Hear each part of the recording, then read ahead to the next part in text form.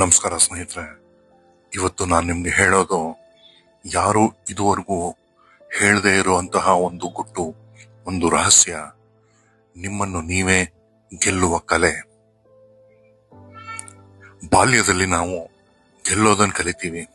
ಯಾರನ್ನಾದರೂ ಮೀರಬೇಕು, ಯಾರಿಗಾದರೂ ಉತ್ತರಿಸಬೇಕು, ಒಳ್ಳೆಯ ಅಂಕ, ಒಳ್ಳೆಯ ಕೆಲಸ, ಒಳ್ಳೆಯ ಹೆಸರು. ಆದರೆ ಒಬ್ಬರೂ ಕೇಳೋದಿಲ್ಲ, ನೀನು ನಿನ್ನ ಮೇಲೆ ಗೆದ್ದೆಯ?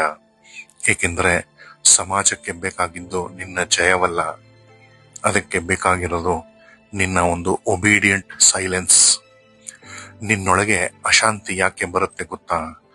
ನೀನು ದಿನವಿಡೀ ಇತರರನ್ನು ಇಂಪ್ರೆಸ್ ಮಾಡಲು ಓಡುತ್ತೀಯ, ಆದರೆ ನಿನ್ನ ಆತ್ಮ ಅದು ನಿನ್ನನ್ನು ಮಾತ್ರ ಹುಡುಕುತ್ತಾ ಕಾತರವಾಗಿರುತ್ತದೆ. ನೀನು ನಿನ್ನ ವಿರುದ್ಧದ ಯುದ್ಧದಿಂದ ಜೀವನ ನಾಶವಾಗುತ್ತದೆ. ನೀನು ಬೇರೆ ಯಾರನ್ನೂ ಗೆಲ್ಲಬೇಕಾಗಿಲ್ಲ, ಒಬ್ಬ ಮಾತ್ರನನ್ನು ಗೆಲ್ಲಬೇಕು, ಅದು ನೀನೇ.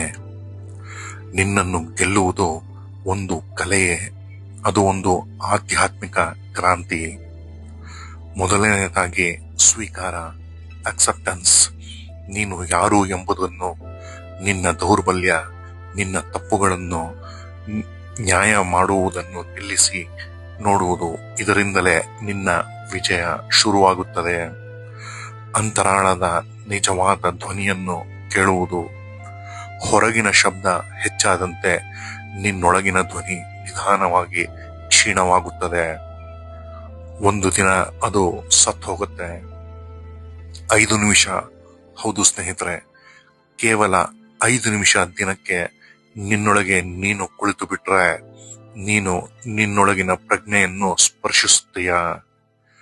ಕಂಪ್ಯಾರಿಸನ್ ಮಾಡುವುದನ್ನು ಬಿಡು, ಬೇರೆಯವರಿಗೆ ಹೋಲಿಕೆ ಮಾಡುವುದನ್ನು ಬಿಡಬೇಕು.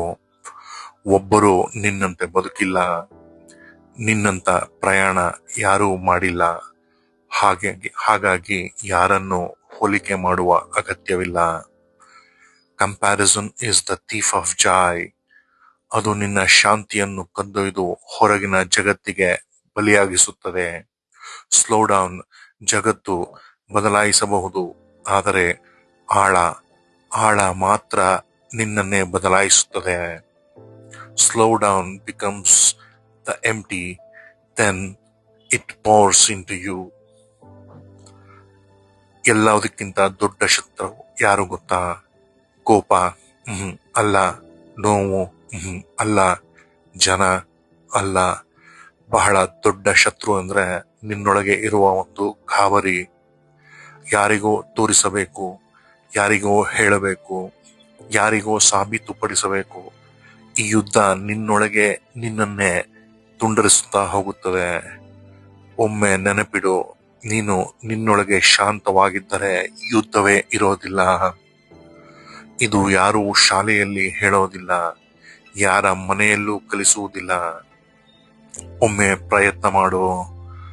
ಒಂದು ದಿನ ಮಾತ್ರವಾದರೂ ಫೋನ್ ಬಿಟ್ಟು, ಯಾರನ್ನು ಇಂಪ್ರೆಸ್ ಮಾಡದೆ, ಒಬ್ಬರು ತೀರ್ಪು ಕೊಡದ ಸೇಫ್ ಜಾಗದಲ್ಲಿ ನಿನ್ನೊಳಗೆ ಕುಳಿತು ನೋಡು.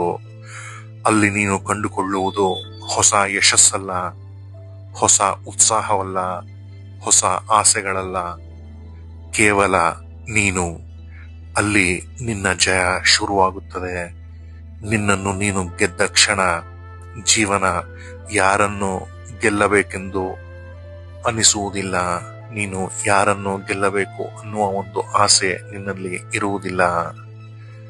ನಿನ್ನನ್ನೇ ಗೆಲ್ಲುವ ಕಲೆ ಯಾರೂ ಹೇಳೋದಿಲ್ಲ, ಏಕೆಂದರೆ ನಿನ್ನ ಶಾಂತಿ, ನಿನ್ನ ಶಕ್ತಿ, ನಿನ್ನ ಸ್ವತಃ ಅರಿವು, ಅವು ಈ ಜಗತ್ತಿಗೆ ಬೆದರಿಕೆ.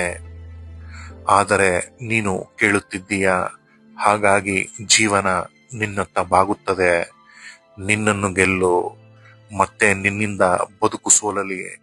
ಶಾಂತಿಯಿಂದ, ಬೆಳಕಿನಿಂದ, ಪ್ರಜ್ಞೆಯಿಂದ. ಇದು ನೀನು ಹುಟ್ಟಿದಷ್ಟೇ ಸತ್ಯ.